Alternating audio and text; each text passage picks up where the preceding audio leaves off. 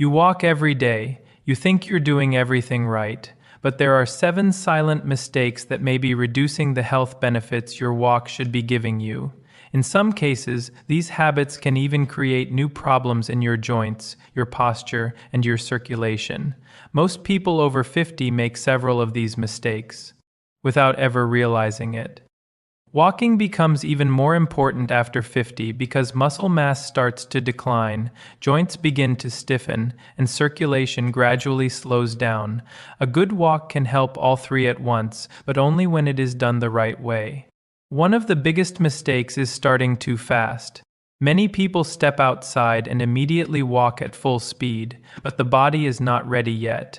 The muscles are still cold, the joints have not loosened up, and the heart rate rises too quickly. That sudden start can lead to joint discomfort, muscle strain, and early fatigue. A walk that should feel refreshing can end up leaving you sore and tired. What is happening inside the body during those first moments matters more than most people think. Your joints need movement to start producing synovial fluid, the natural lubricant that protects them. If you move too fast before that lubrication builds up, the joints are forced to work under pressure before they are ready. That is why an easy walk can sometimes leave people feeling strangely stiff afterward. A much better approach is to begin slowly for the first few minutes. Let the body warm up gently, then increase your pace.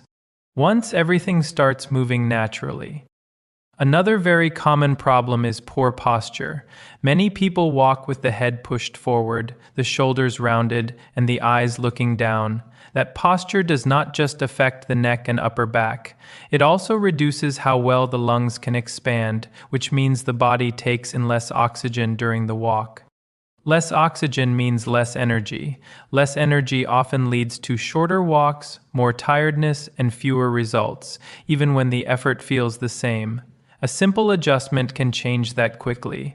Imagine a string pulling the top of your head upward, relax your shoulders, keep them slightly back, and let your eyes look forward. Shoes are another issue people often ignore. After 50, the natural cushioning in the knees, hips, and lower back becomes thinner. So the support under your feet matters more than ever. Many people replace shoes based on appearance instead of performance.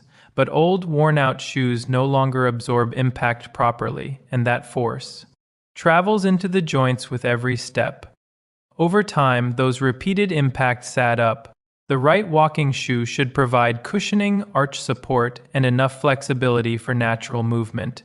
If the sole is flattened, the support is gone, or the shoes are over a year old with regular use, replacing them can make a noticeable difference almost immediately. Inconsistency is another mistake that quietly limits results. One long walk on the weekend may feel productive, but the body responds much better to regular signals than occasional effort. Your heart, muscles, and metabolism improve through repeated habits. If walking only happens once in a while, the body has no reason to fully adapt. That is why shorter, regular walks are usually more effective than a single long session. Even 20 to 30 minutes on most days can do more than a couple of hours once a week. Many people also forget that the arms are part of the walking motion. When the arms stay completely still, the upper body becomes less involved and the walk becomes less efficient.